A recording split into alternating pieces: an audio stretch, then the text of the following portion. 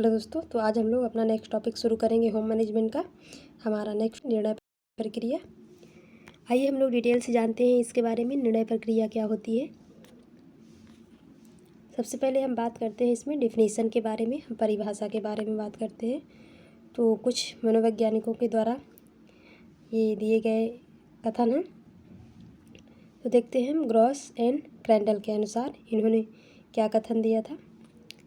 तो इन्होंने कहा था कि व्यवस्थापन की प्रकृति के विभिन्न सोपान यथार्थ की श्रृंखला मात्र है, जिसका सोपान अंत में निर्णय पर आधारित होता है।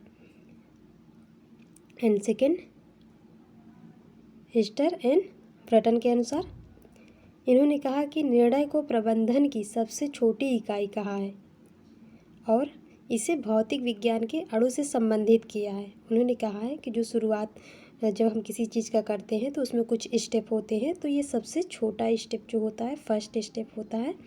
इन्होंने निर्णय को क्या कहा है कि ये सबसे छोटी इकाई है। तो इसकी तुलना किससे किया है इन्होंने? निर्णय की तुलना, निर्णय जो है एक जो निम्न स्तर का स्टेप होता है और सबसे छोटी इकाई है ये। नेक्स्ट हम बात करते हैं इसकी विशेषता के बारे में।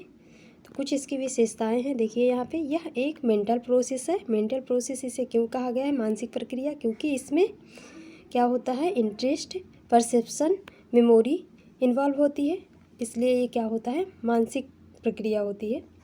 और ये समय पर वेस्ट होता है, तो ये based on time. Continuous process, ये निरंतर चलने वाली प्रक्रिया होती है। नेक्स्ट हम बात करते हैं निर्णय प्रक्रिया के प्रकार। तो इसके टाइप्स के बारे में हम लोग बात करते हैं। तो सबसे पहले हम बात करेंगे अल्पकालिक और दीर्घकालिक। तो अल्पकालिक क्या होता है? अल्पकालिक निर्णय जो कम जोखिम भरा होता है, अस्थिर होता है और थोड़े समय के लिए होता है। फॉर एग्जांपल, अल्पकालिक जो निर्णय होते हैं वो कुछ समय के लिए लिए जाते हैं और ये आपके दैनिक जीवन में इन्वॉल्व रहते हैं। दीर्घकालिक प्रक्रिया, निर्णय प्रक्रिया अधिक जोखिम होती है और ये स्थिर होती है, मतलब एक बार इसका डिसीजन ले लिया जाता है तो ये क्या होता है, कांस्टेंट रहता है, इसमें चेंज नहीं किया जा सकता है और ये थोड़े समय का प्रभाव इस पर पड़ता है। फॉर एग्जांपल, इसमें हम देखेंगे तो जैसे कैरियर का डिसीजन लेते हैं आप लोग, मैरिज हो गया, तो ये सारी क्या हो गई, दीर्घकालिक निर्णय प्रक्रिया हो गई जो स्थिर होती है। नेक्स्ट है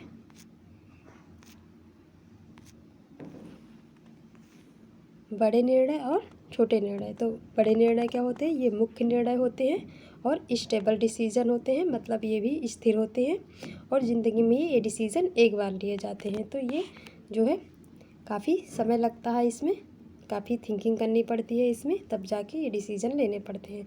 और छोटे निर्णय क्या होते हैं, ये मुख्य निर्णय नहीं होते हैं, ये आपके क्या होते हैं, ये मुख्य निर्णय नहीं होते हैं और अनस्टेबल होते हैं ये डिसीज़न, और ये लाइफ में कई बार डिसीज़न लिए जाते हैं और ये चेंजेबल होता है, मतलब ये समय समय पर बदलता रहता है और ये दैनिक जीवन में आप इसे अप्लाई करते हैं। तो ये आपके छोटे निर्णय हो गए हैं जिसमें बहुत ज़्यादा विचार मंथन करने की ज़रूरत नहीं पड़ती है। नेक्स्ट है नियोजित और अनियोजित।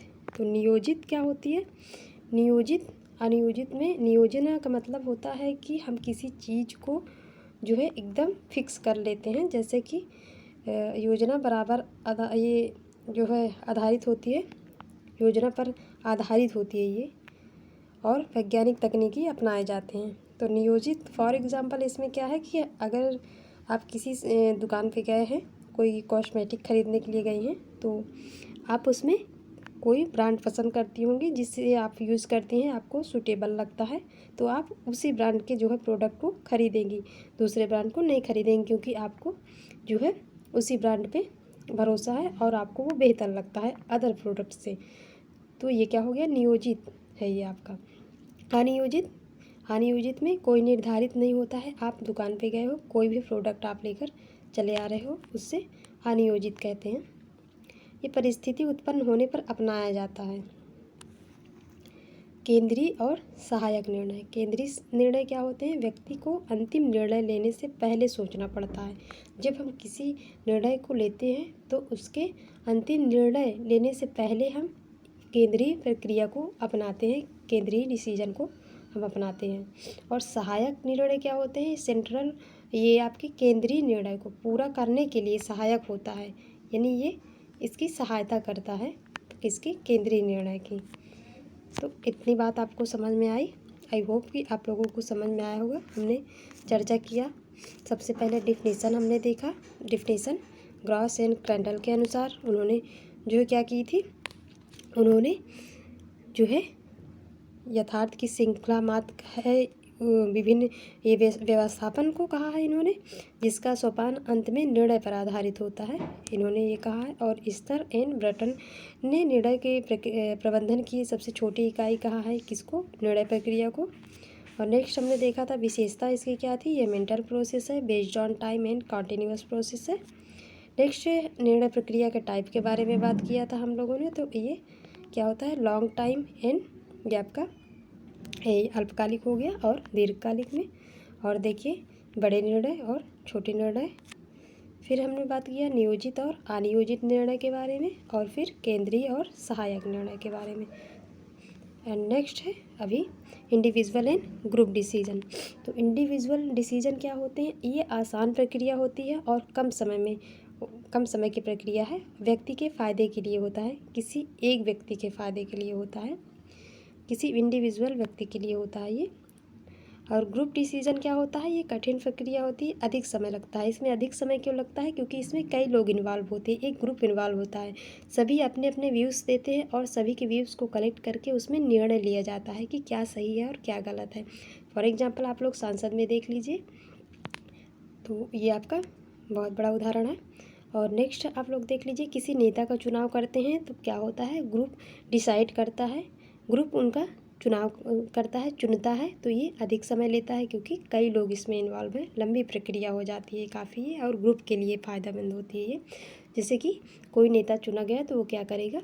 अपने जनता के हित में कार्य करेगा, तो ये ग्रुप के लिए करता है। और इसमें इंडिविजुअल में क्या था? किसी एक व्यक्ति के फ़ायदे के लिए होता है ये।